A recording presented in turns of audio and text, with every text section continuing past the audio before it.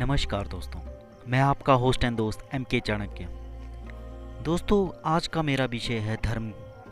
दोस्तों, जब धर्म का निर्माण हुआ था तो उसका सिर्फ एक उद्देश्य और एक ही लक्ष्य था कि सभी इंसान सच्चाई की राह पर चले और कोई पाप ना करे।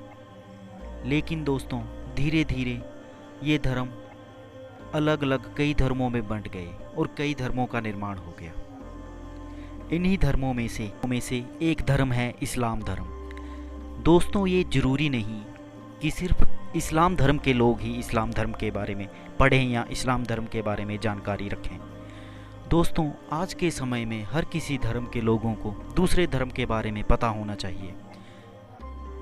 दूसरे धर्मों में क्या क्या अच्छाइयाँ हैं, उन अच्छाइयों को देखना चाहिए और पढ़ना चाहिए। दोस्तों, आपने भी कई बार सुना होगा कि इस्लाम धर्म में लोग शराब का सेवन नहीं करते या शराब पीना इस्लाम धर्म में पाप के समान है, और लोग पश्चिम की तरफ ही मुंह करके क्यों नमाज पढ़ते हैं। ऐसे कई प्रश्न आपके मन में भी आए होंगे। तो दोस्तों, आज इन्हीं प्रश्नों का उत्तर आज की इस वीडियो में देने जा रहे हैं। सबसे पहले हम इस्लाम के बारे में जानते हैं कि इस्लाम धर्म क्या है और इसकी उत्पत्ति कहाँ, कब और कैसे हुई। दोस्तों, वीडियो में आगे बढ़ने से पहले चैनल को सब्सक्राइब कर लें और वीडियो बेल आइकन का प्रेस कर दें ताकि हर नई से नई वीडियो की जानकारी आपके पास बहुत जल्द पहुंचे। दोस्तों, यदि हम इस्लाम धर्म की बात करें तो इस्लाम धर्म में सबसे पहला नाम आता है पैगंबर मोहम्मद साहब का। तो कौन थे ये पैगंबर मोहम्मद साहब और इस्लाम धर्म से इनका क्या नाता था, आइए जानते हैं विस्तार से। पैगंबर मोहम्मद साहब का जन्म 22 अप्रैल 571 ईस्वी में मक्का में हुआ। उस समय बहुत से अरब में रहने वाले लोग अल्लाह के साथ उनकी 3 बेटियों को भी पूजा करते थे। ये देवियाँ 3 थीं, अल्लात, मनात और अल-उजा। इस्लाम में इसे शिर्क माना जाता है। इन तीनों देवियों का मंदिर मक्का के आसपास ही स्थित था और तीनों की काबा के भीतर भी पूजा होती थी। सारे अरब के लोग इन तीनों देवियों को अल्लाह की बेटी या मलाइका मानते थे और इनकी पूजा करते थे। लगभग 611 ईस्वी के आसपास पैगंबर मोहम्मद ने ईश्वर के आदेश से लोगों को अपने ज्ञान के उपदेश देना आरंभ किए और उन्होंने ये घोषणा करते हुए कि अल्लाह एक है और गलत काम करना पाप है और अल्लाह के संपूर्ण समर्पण को ही इस्लाम कहा जाता है। ऐसी कार्यवाही का सही तरीका दीन था और वह अन्य नबियों को भी इस तरह अल्लाह के नबी यानी कि पैगंबर के संदेशवाहक हैं। इस घोषणा के साथ इस्लाम का आरंभ कहा जाता है। हालांकि इस समय तक इनको एक नए धर्म के रूप में नहीं देखा गया था। कई वर्षों में मोहम्मद साहब के अनुयायियों को मक्का के लोगों द्वारा विरोध तथा मोहम्मद के मदीना प्रस्थान, जिसे हिजरत नाम से जाना जाता है, मदीना से ही इस्लाम को एक धार्मिक संप्रदाय माना गया। मोहम्मद के जीवन काल में और उसके बाद के जिन जिन प्रमुख लोगों ने अपने आप को पैगंबर घोषित कर रखा था वो थे मुसलमा, तुलैहा, अल असवद, साफ इबन सैयद और सजा। अगले कुछ वर्षों के कई प्रबुद्ध लोग मोहम्मद साहब यानी कि पैगंबर के अनुयायी बने। उनके अनुयायियों के प्रभाव में आकर कई लोग मुसलमान बने। इसके बाद मोहम्मद साहब ने मक्का वापसी की और बिना युद्ध किए मक्का को जीत लिया। मक्का के सारे विरोधियों को माफ़ कर दिया और इस माफ़ी की घटना के बाद मक्का में सभी लोगों ने इस्लाम में परिवर्तित हो गए। पर पैगंबर के कई विरोधों और नकारात्मक परिस्थितियों का सामना करना पड़ा, पर उन्होंने हर नकारात्मकता से सकारात्मकता का निचोड़ लिया, जिसके कारण उन्हें जीवन के हर क्षेत्र में जीत हासिल हुई। दोस्तों, इस प्रकार इस्लाम धर्म का उदय हुआ। लेकिन आपने कई बार सुना होगा कि मुस्लिम यानी कि इस्लाम धर्म में शराब पीना बहुत बड़ा पाप माना जाता है। ऐसा क्यों है दोस्तों? किसी भी धर्म का निर्माण होता है उस जगह की परिस्थितियों, भौगोलिक परिस्थितियों को देखते हुए।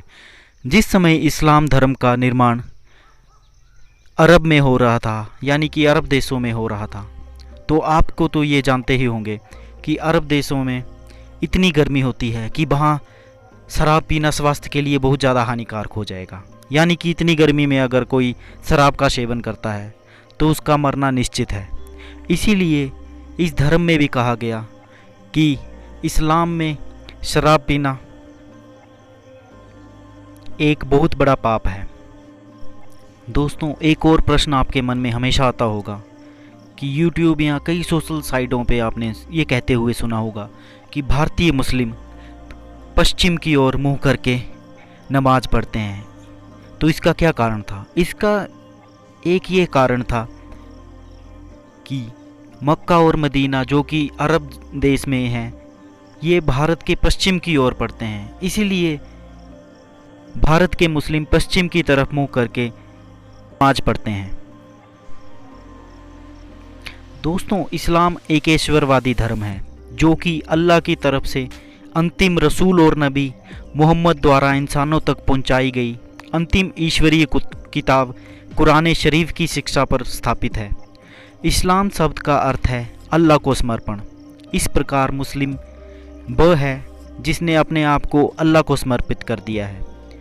पर अल्लाह को समर्पण करने का ये उद्देश्य नहीं है कि कोई आतंकवादी बन जाए या गलत काम करे।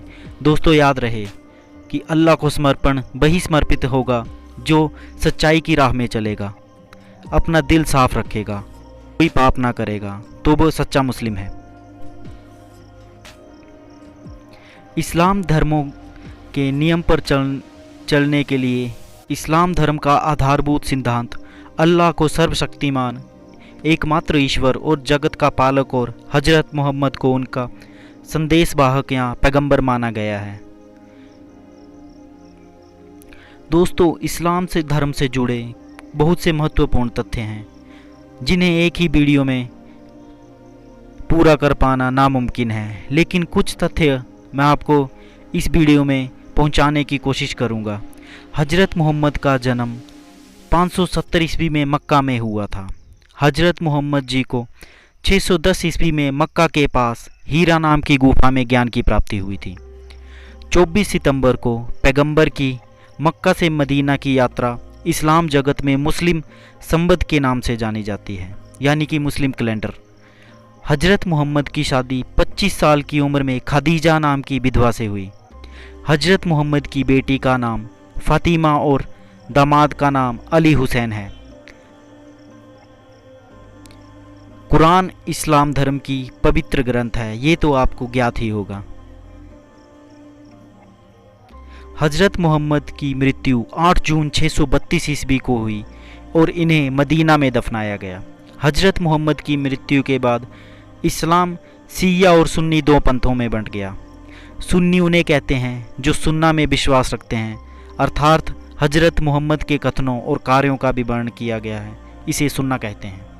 तो सुन्नी जो हजरत मोहम्मद के विश्वास रखते हैं वो सुन्नी मुस्लिम हुए, और शिया अली की शिक्षाओं में विश्वास रखते हैं, उन्हें हजरत मोहम्मद के उत्तराधिकारी मानते हैं, और अली हजरत मोहम्मद के दामाद थे। अली की सन 661 ईस्वी में हत्या कर दी गई और अली के बेटे हुसैन की हत्या 680 ईस्वी में करबला में की गई। इन हत्याओं ने शिया को निश्चित मत का रूप दे दिया। हजरत मोहम्मद के उत्तराधिकारी का खलीफा कहलाए। इस्लाम जगत में खलीफा पद 1924 ईस्वी से तक रहा और 1924 ईस्वी में इसे तुर्की के शासक मुस्तफ़ा कमाल पाशा ने ख़त्म कर दिया। तो दोस्तों, ये थी कुछ इस्लाम धर्म के बारे में जानकारी। उम्मीद है आपको ये वीडियो बहुत पसंद आई होगी। अगली वीडियो लेकर बहुत जल्द आप तक पहुंच जाएंगे। तब तक के लिए धन्यवाद। दोस्तों, इस वीडियो का उद्देश्य सिर्फ़ और सिर्फ आप सब लोगों तक इस्लाम धर्म की जानकारी पहुंचाना है। यदि इस वीडियो से किसी को भी कोई खेद हुआ होगा तो उसके लिए तहे दिल से माफ़ी मांगता हूं। धन्यवाद।